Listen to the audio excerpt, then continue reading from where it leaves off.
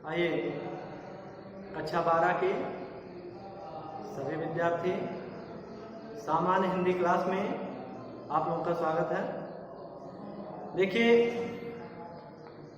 आप लोगों को इसके पहले हिंदी गद्य के 2 लेसन पढ़ाए जा चुके हैं। ठीक है, जो विद्यार्थी बाद में जुड़ रहे हों वह हमारा वीडियो देख सकते हैं उससे पहले का। उसमें हिंदी गद्य में आपको पहला राष्ट्र का स्वरूप डॉक्टर वासुदेव शरण अग्रवाल ये लेसन आपको पढ़ा दिया गया है।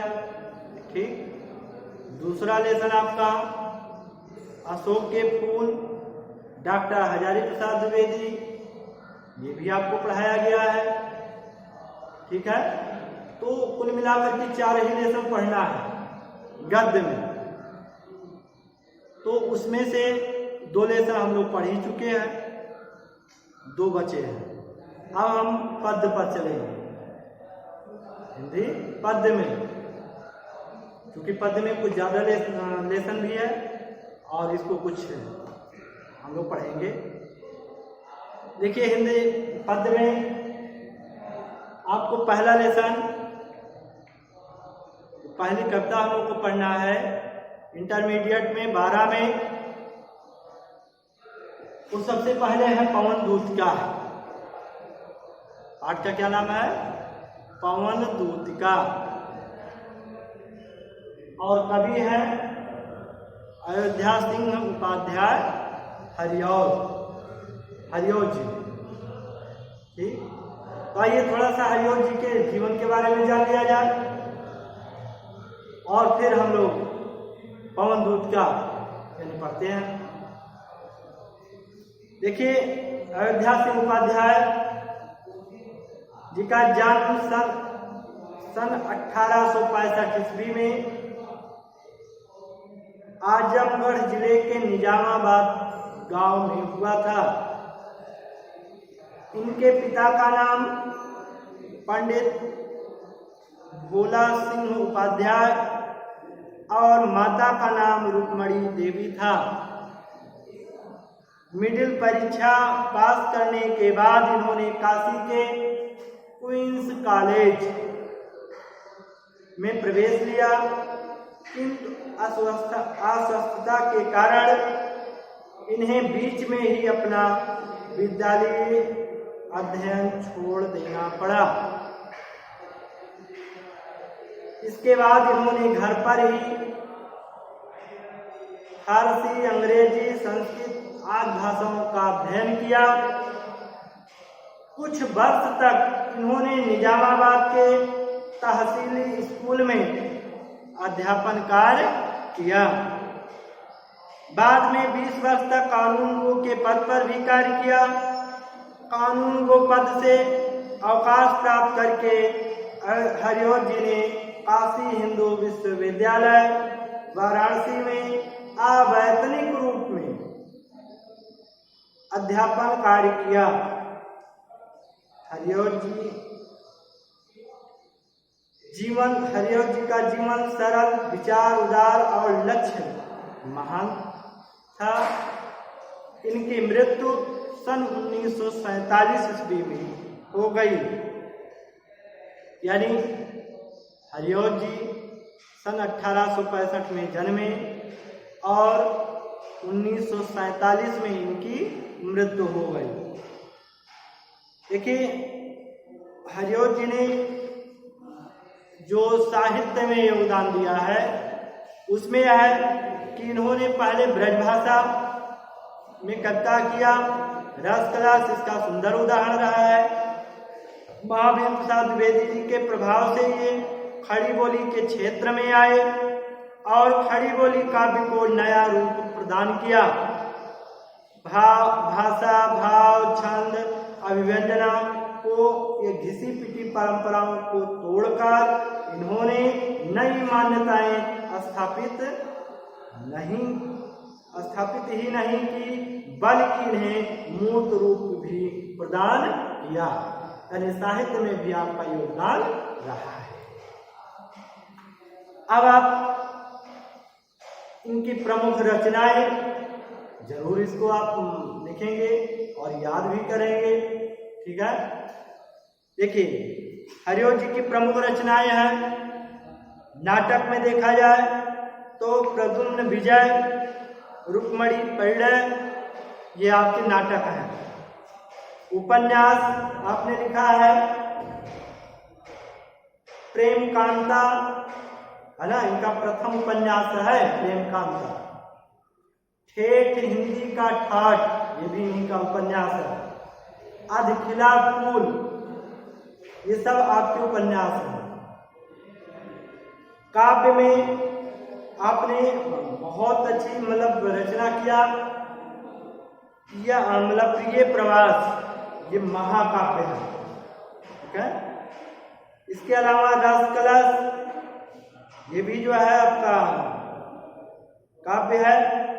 इसके बाद चौखे चौपदे तथा चुभते चौपदे, ये भी जो है काव्य ही है। वैदेही वनवास, ये प्रबंध काव्य है ना। ये आपकी सब प्रमुख रचनाएं हैं। पारिजात, ये भी आपकी रचना काव्य रचनाएं हैं।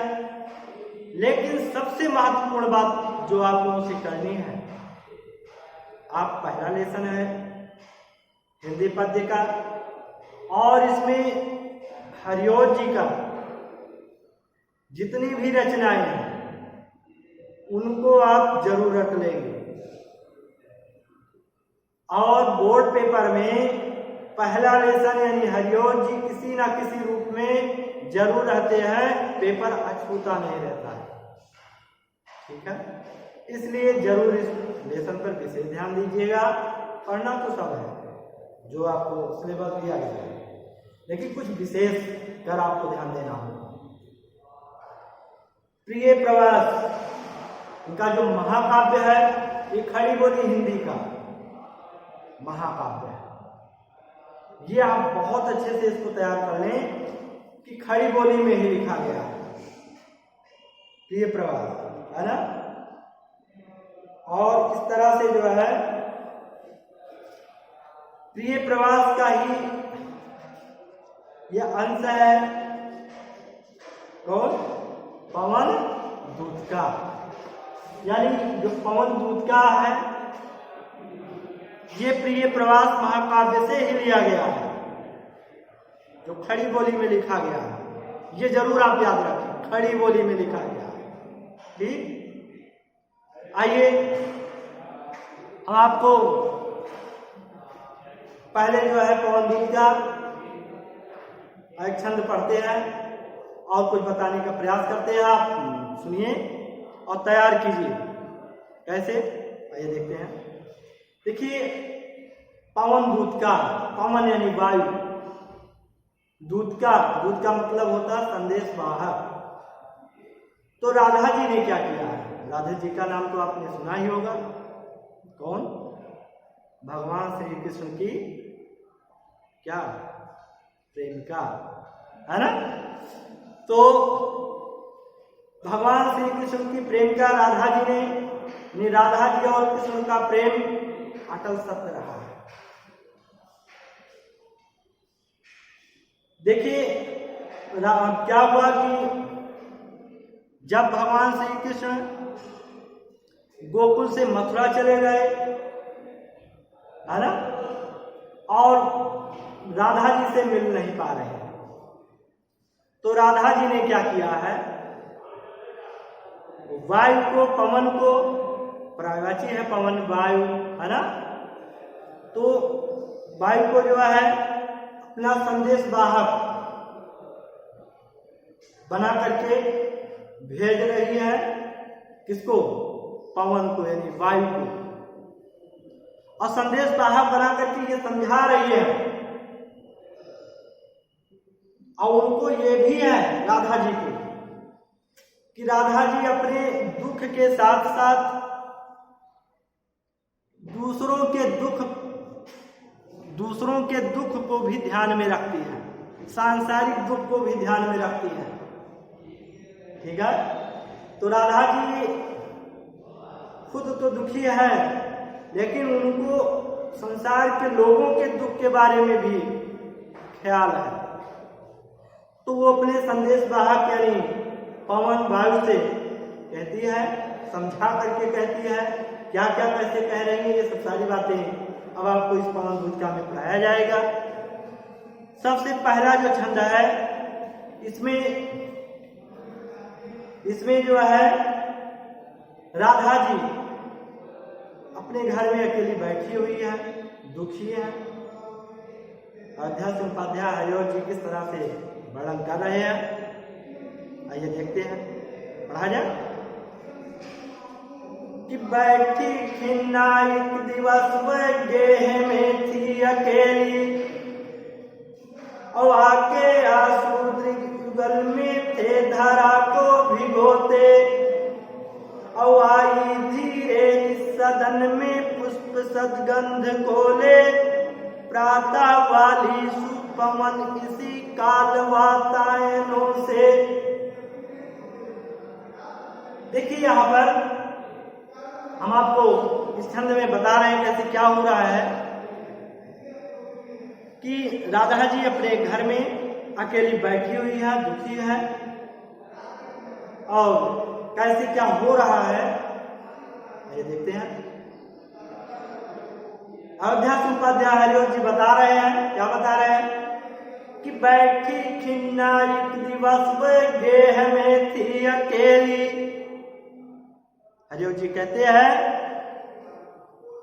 कि बैठी खिन्ना, खिन्ना माने दुखी या उदासी या उदास, एक माने एक, दिवस माने दिन, और गेह माने घर, अकेली माने अकेली। ठीक, आके आंसू दृग युगल, दृग माने होता है नेत्र, और युगल माने दोनों नेत्र, दोनों, युगल माने दोनों, धरा माने धरती, भिगोती माने भिगोना। कुछ बातें हैं इसमें कठिन वर्ड, उसको देख लीजिएगा। सदन माने घर, पुष्प सदगंध माने फूलों का सुगंध, प्रातः माने प्रातः काल यानी सुबह, सुपवन माने सुगंधित वायु, सुपवन सुगंधित वायु, काल माने समय, और वातायनो माने रोशनदान। आपके घर में रोशनदान होगा ना, तो रोशनदान, वातायनो माने रोशनदान। अब आइए देखते कैसे क्या हो रहा है कि बैठी खिन्ना एक दिवस वह गेह में थी अकेली, और आके आंसू युगल में थे धरा को भिगोते। हरिओं जी कहते हैं कि राधा जी एक दिन उदास होकर अपने घर में अकेली बैठी थी। हरिओं जी कहते हैं कि राधा जी उदास होकर एक दिन अपने घर में अकेली बैठी थी कि आके आंसू दृग युगल में थे धारा को भिगोते, कि उनकी दोनों आंखों से, दृग युगल, उनकी दोनों आंखों से आंसू गिरकर धरती को भिगो रहे थे। यानी इतने आंसू गिर रहे थे तो धरती भीग रही। आगे और क्या हुआ कि आई धीरे सदन में पुष्प सदगंध खोले, और प्रातः वाली सुपवन इसी काल वातायनों से। इसी समय प्रातः काल के समय, इसी समय प्रातः काल के समय सुगंधित वायु, फूलों की सुगंध लिए हुए, पुष्प सदगंध, फूलों की सुगंध लिए हुए रोशनदानों के माध्यम से घर में, सदा माने घर में धीरे से प्रवेश कि आई धीरे सदन में पुष्प सदगंध कोले, प्रातः वाली सुपवन इसी काल वातायनों से। कि इसी समय, प्रातः काल के समय सुगंधित वायु, है ना, फूलों की सुगंध लिए हुए रोशनदानों के माध्यम से घर में धीरे से प्रवेश की। ठीक है, अब जब धीरे से प्रवेश किया तो फिर हो क्या रहा है कि संतापों को विपुल बढ़ता देख के दुखिता हो, और धीरे बोली सा दुख मुझसे श्रीमती राधिकायों कि प्यारी प्रातः पवन इतना क्यों मुझे है सताती, और क्या तू भी है कलुषित हुई काल की क्रूरता से। राधा जी आगे कहती है कि संतापों को विपुल बढ़ता देख के दुखिता हो। जब राधा जी का दुख बहुत अधिक बढ़ गया, विपुल माने बहुत अधिक, है ना, तो जब राधा जी का दुख पवन के प्रभाव से यानी वायु के प्रभाव से बहुत अधिक बढ़ गया, तो धीरे बोली सा दुख उससे श्रीमती राधिकायु। तब राधा जी दुखी होकर के धीरे धीरे वायु से कहने लगी, क्योंकि इनका संदेश वाहक है। धीरे धीरे क्या कहने लगी, क्या कहने लगी कि प्यारी प्रातः पवन इतना क्यों मुझे है सताती, और क्या तू भी है कलुषित हुई काल की क्रूरता से। कहने लगती है कि हे प्रातःकालीन वायु, तू भी मुझे इतना क्यों सता रही है, क्या तू भी समय की, काल माने समय की निर्दयता से, क्रूरता माने निर्दयता, क्या तू भी समय की निर्दयता से, कलुषित माने दूषित, यानी दूषित हो गई है। नहीं, जैसे संसार में लोग मतलब इस तरह से समय परेशान करता, क्या तू भी उसी तरह से हो गई है। इस तरह से कह रही है कि प्यारी प्रातः पवन इतना क्यों मुझे है सताती, क्या तू भी है कलुषित हुई काल की क्रूरता से। तब राधा जी पवन से कहती है कि हे प्रिय वायु, तू मुझे इतना क्यों सता रही है, परेशान क्यों कर रही है, क्या तू भी समय की निर्दयता से, क्या तू भी समय की निर्दयता से दूषित हो गई है, क्या तू भी समय की निर्दयता से दूषित हो गई है। ठीक, तो आइए एक बार फिर से दोहरा लेते हैं और फिर आपको कुछ बताते हैं कैसे लिखना है आपको। एक बार दोहरा लें कि बैठी खिन्ना एक दिवस वह गेह में थी अकेली। ध्यान से देखिएगा कि बैठी खिन्ना एक दिवस वह गेह में थी अकेली, और आके आंसू दृगल में थे धारा को भिगोते। हरिओम जी कहते हैं कि राधा जी एक दिन उदास होकर अपने घर में अकेली बैठी थी, और आके आंसू दृगल में थे धारा को भिगोते। उनके दोनों आंखों से आंसू निकल करके धरती को भिगो रहे थे।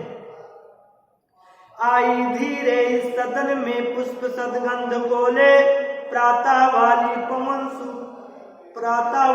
सुपमन इसी काल वातायनों से। तो इसी समय प्रातः काल के समय सुगंधित वायु फूलों के सुगंध को लेकर के, पुष्प सदगंध फूलों के सुगंध को लेकर के रोशनदानों के माध्यम से घर में धीरे से प्रवेश की, है ना।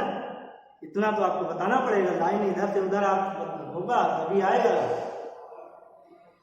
तो संतापों को विपुल बढ़ता देख के दुखिता हो, अधीरे बोली सदुख से श्रीमती राधिकायूं।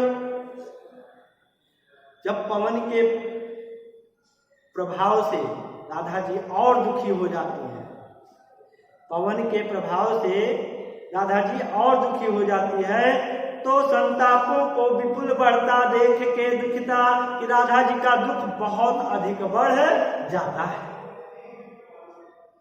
तो धीरे बोली सदुख से श्रीमती राधिकायूं।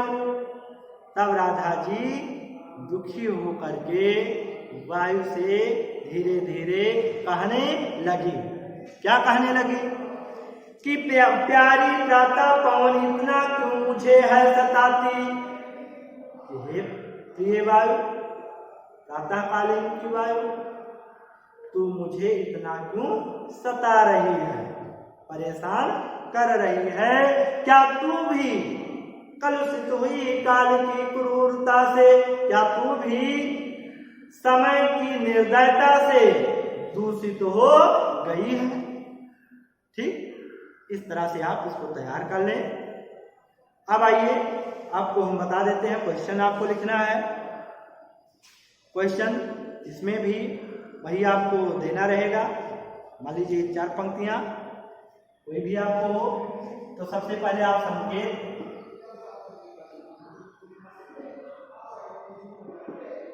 जैसे आप गद्य में संकेत देते हैं वैसे आप इसमें भी आपको देना है संकेत, यानी बैठी खिलना,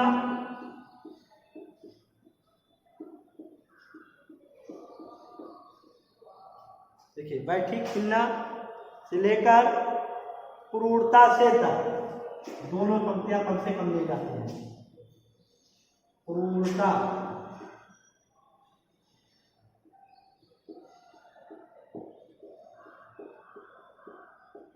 ठीक, क्रूरता,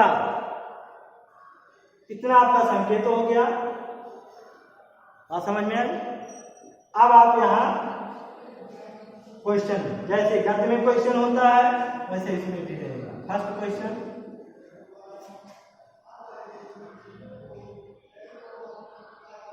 क्वेश्चन मान लीजिए पूछा जा रहा है, उसी इन्हीं छंद में से पूछा जा रहा है।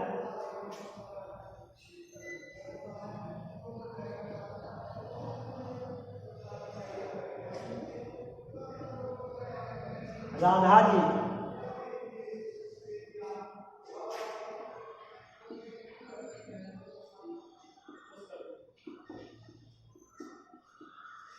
कहाँ बैठी हुई थी?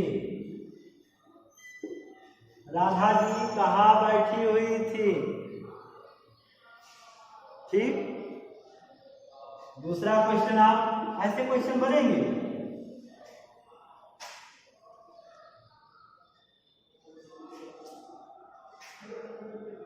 राधा जी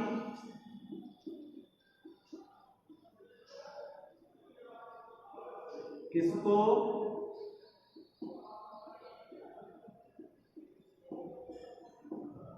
संदेश वाहक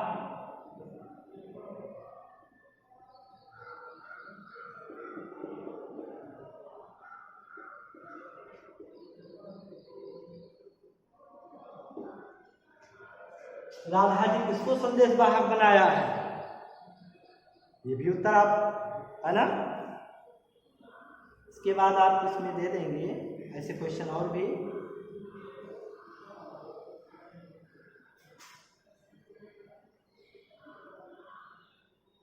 यहां पर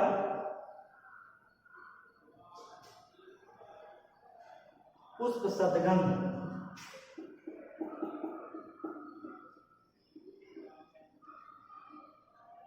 देखिएगा, पुष्प सदगंध,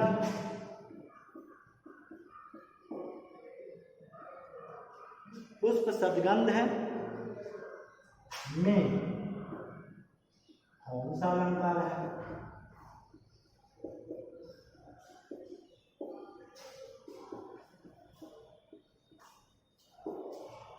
कौन सा अलंकार है?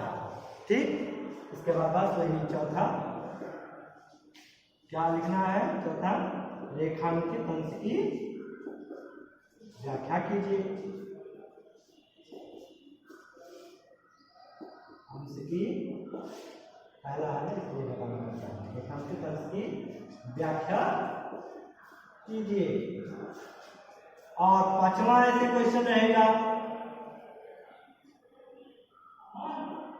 पाठ का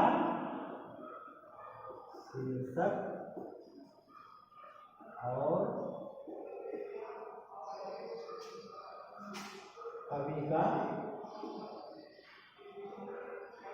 नाम लिखिए। यहाँ कवि हो जाएंगे, यहाँ लिखे रहते हैं, कवि का नाम लिखिए।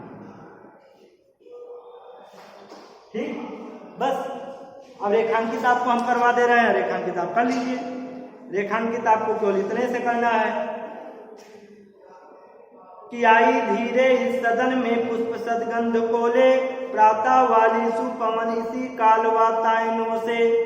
बस इतना आपको अंडरलाइन करना है, यानी आई धीरे से लेकर कालवातायनों से तक जो है अंडरलाइन कर लें। ठीक, इसकी आप रेखांकित अंश की व्याख्या आप करोगे। और प्रश्न अब आपको जैसा कि पता ही है, राधा जी कहाँ बैठी हुई थी? तो राधा जी अपने हमारे घर में बैठी हुई थी। आप देखेंगे राधा जी अपने घर में बैठी हुई थी। ठीक, राधा जी किसको संदेश वाहक बनाया? तो राधा जी पवन को अपना संदेश वाहक बनाया। पवन यानी वायु। ठीक, पुष्प सदगंध में कौन सा अलंकार है? तो जब भी आपको इस तरह से बहस मिले तो आप समझ जाइए कौन अलंकार है, है ना, पुष्प रूपी सदगंध। रूपी की बात यहाँ इस तरह से है, तो यहाँ पर रूपक अलंकार है। रेखांकित अंश व्याख्या आपको बताया ही हमने, उसकी व्याख्या आप देंगे। पाठ का नाम पवन बुद्ध का, और कवि का नाम अयोध्या से उपाध्याय हरिओम। ठीक, आप ऐसे कॉपी में इसको लिखोगे, लिख लेंगे। चलिए, ओके, धन्यवाद।